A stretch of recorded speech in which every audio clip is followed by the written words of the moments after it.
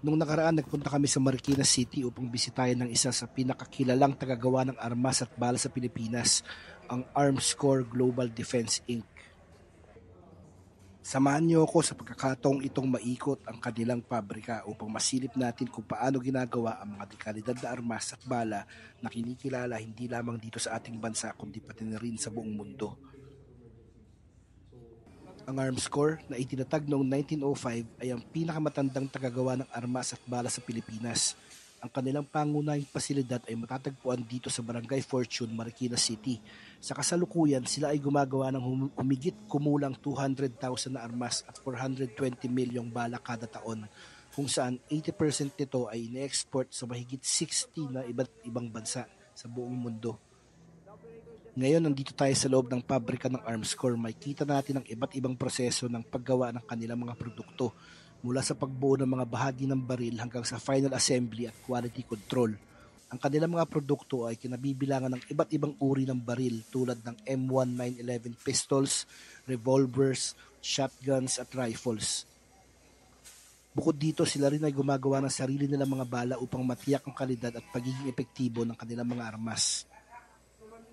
Habang tayo naglilibot, pag-usapan naman natin ang kalagayan ng pag-aari ng baril dito sa Pilipinas. Ayon sa datos mula sa Small Arms Survey noong 2017, tinatayang mayroong 3.7 milyong baril na pag-aari ng mga sibilyan sa bansa na may ratio na 3.6 na baril sa bawat 100 katao. Samantala, ayon sa isang ulat noong 2014, mayroong humigit kumulang 1.7 milyong rehistradong may-ari ng baril sa Pilipinas. Pinapakita ng mga numerong ito na bagamat marami ang nagmamay-ari ng baril sa bansa, ito ay nasa mababa kumpara sa ibang mga bansa tulad ng Estados Unidos.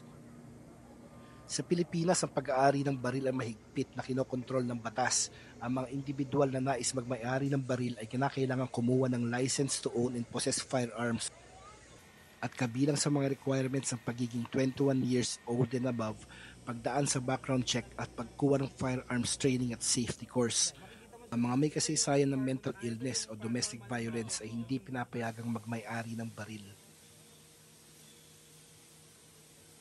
Naway nabigyan namin kayo ng malinaw na larawan kung paano ginagawa ang mga dekalidad na armas at bala na ipinagmamalaki ng ating bansa.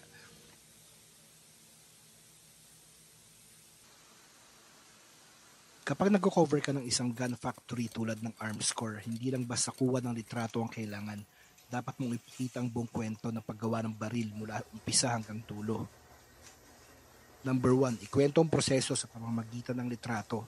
Ang factory ay hindi lang tungkol sa mga makina, ito ay tungkol din sa craftsmanship, mga taong gumagawa at ang detalyadong proseso. Planuhin ang shots mo na may flow. Mas magiging buhay ang kwento kapag may tao sa shots mo. Hanapin ang mga eksena kung saan may kita ang focus at husay ng mga manggagawa.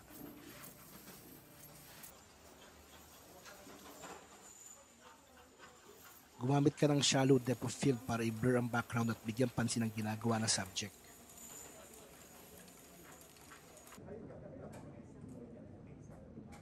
Ito pala yung mga sample shots sa mga kuha ko, sana makatulong.